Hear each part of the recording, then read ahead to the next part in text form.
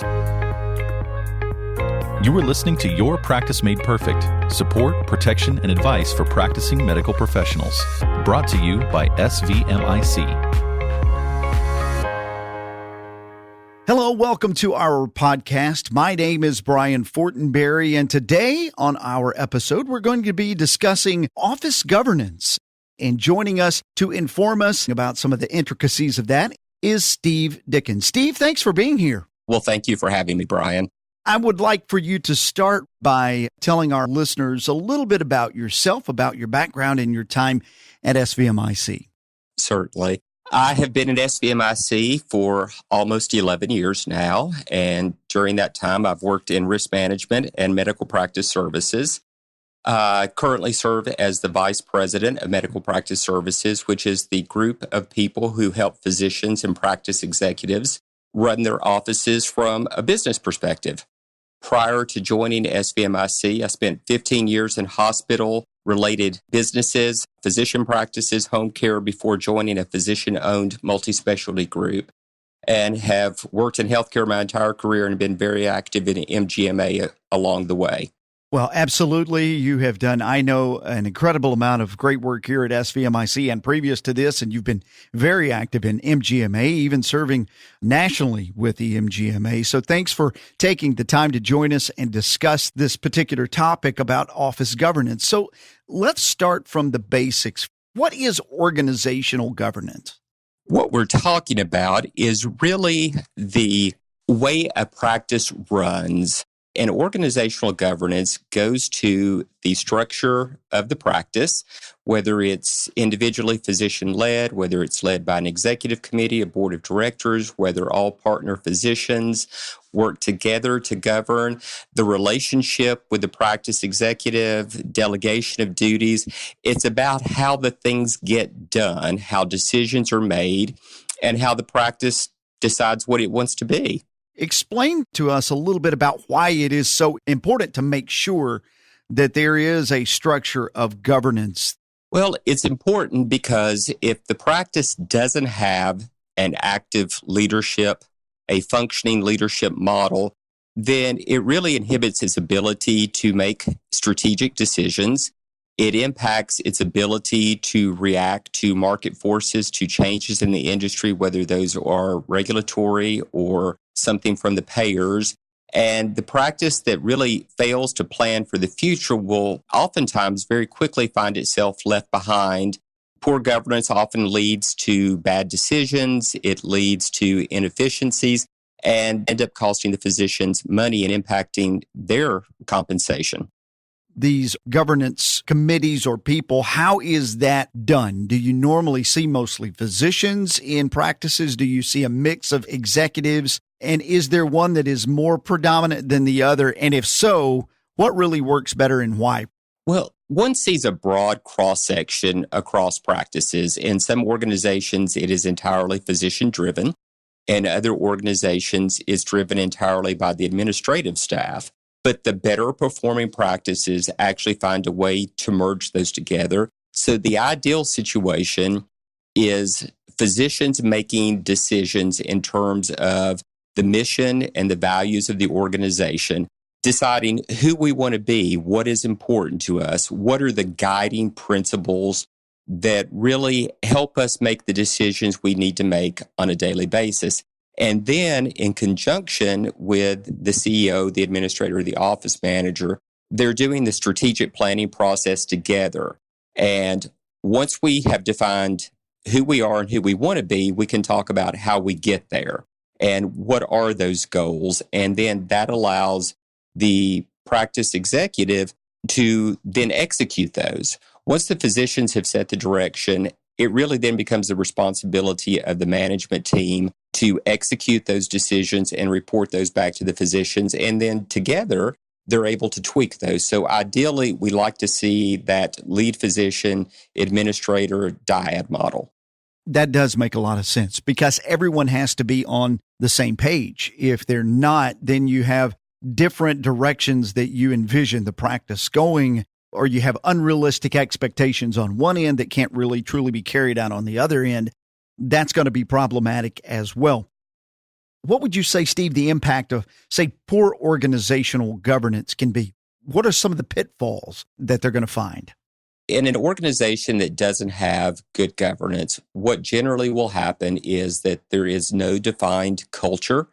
Physicians may say what's important to them, but if they're not making conscious decisions that impact the way they practice medicine and impact their patients and their staff on a daily basis, generally what happens is they get so caught up in their responsibilities as physicians, they don't pay attention to those other things. Sure. And so it's either left to the administrator, the practice executive, to manage everything and to determine what the culture is, or more often than not, the staff will end up defining the culture. And it is our experience that when culture is not defined at the top, it will still form, but the difference is that it will form at the lowest common denominator. Yeah. And so that's where we tend to find practices that have what we call governance disorder. They're not able to make decisions. They're not able to make decisions in a timely manner. Or if they do make decisions, then everybody doesn't abide to them. We may all get into a meeting and vote and agree to do it, but then we walk out. We go back to, well, I didn't vote for that, or I don't want to do that. I don't like it. And those are the groups that tend to falter. Those are also the groups that aren't able to deal with disciplinary issues. We have someone who's not performing. We have someone who's not pulling his or her weight, and we simply don't deal with it because we don't have a governance mechanism to do so. I've heard people before say, well, instead of appointing people and instead of really forming it ourselves, we'll just let it organically happen. It sounds like what you're saying is if it organically kind of happens, it is going to be the lowest common denominator and you're going to have issues, correct? It is. When it organically happens, people will generally look for the easiest way out. We're all busy, and we know that the pressures placed on physicians are growing every day. And at the same time, the pressures on their employees and patients are growing at the same time. Sure. And if we aren't stopping to think about what we're doing and why we're doing it and how we do it, it really just becomes an issue of putting out fires, and let's do the easiest, quickest thing that we can to get to the end of the day. Absolutely. Treading water is not a strategy, is it? Not a good one. So that kind of takes us to that next step, that once you have this governance, you have to have a plan. Yes. And if you're looking at a plan, I'm thinking you're probably going to need a strategic plan. Why is that important, and how do you do that?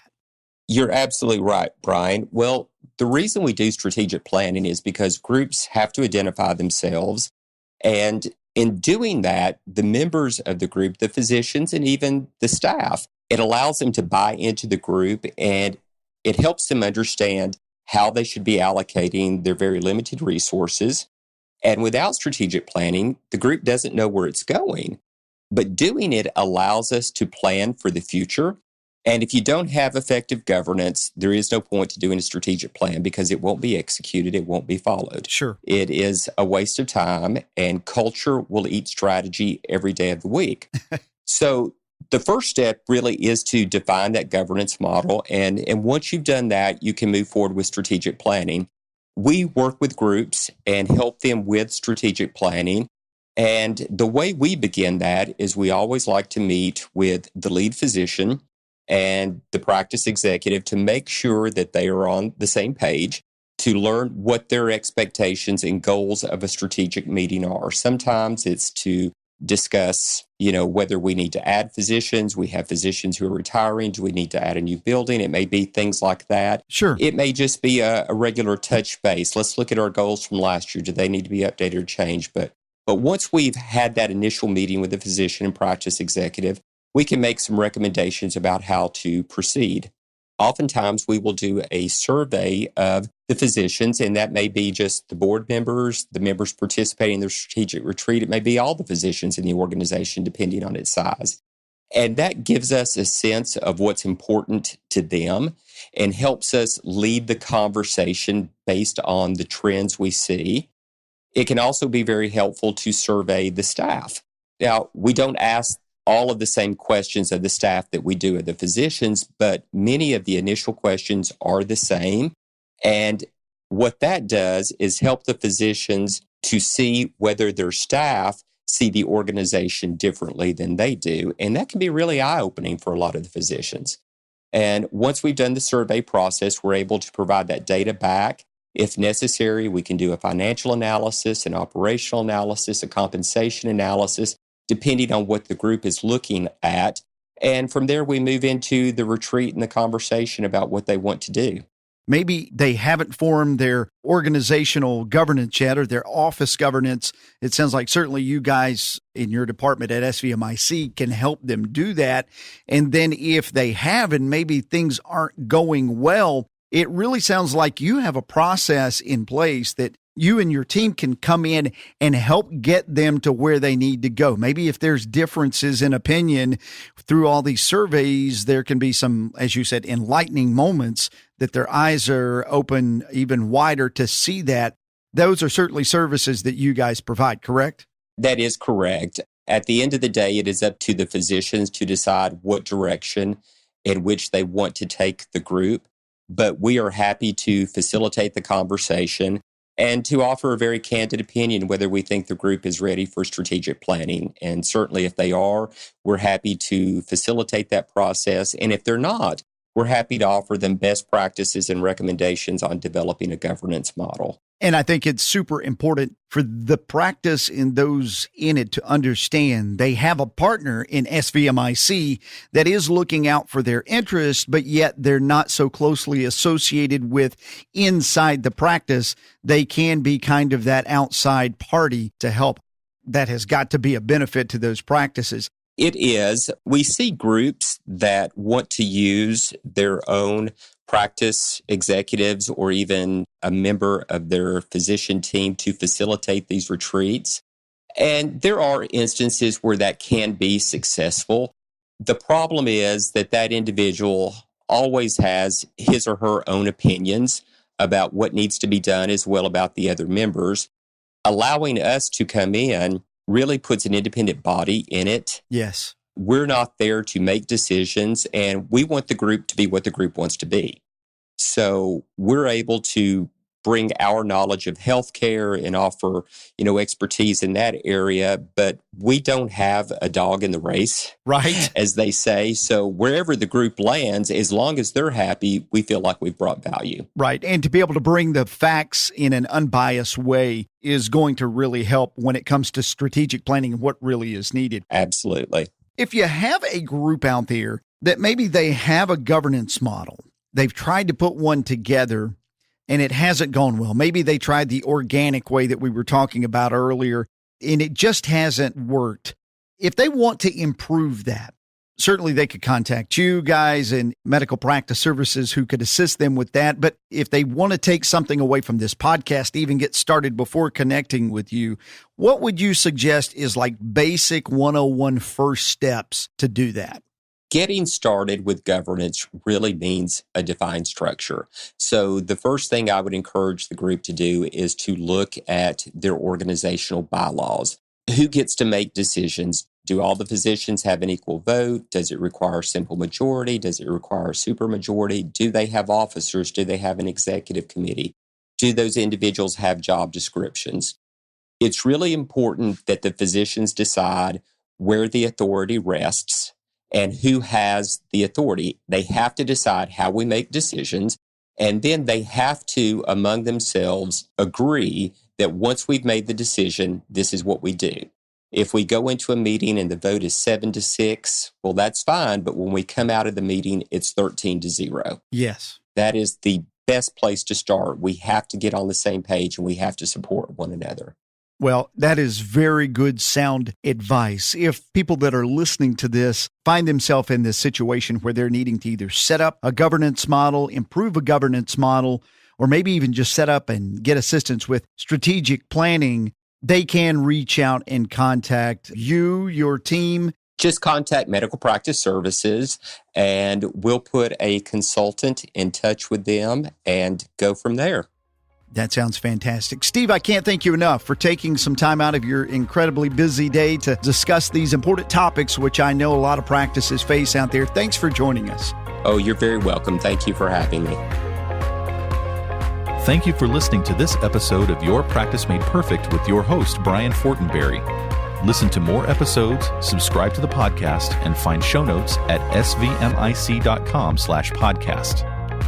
The contents of this podcast are intended for informational purposes only and do not constitute legal advice. Policyholders are urged to consult with their personal attorney for legal advice, as specific legal requirements may vary from state to state and change over time.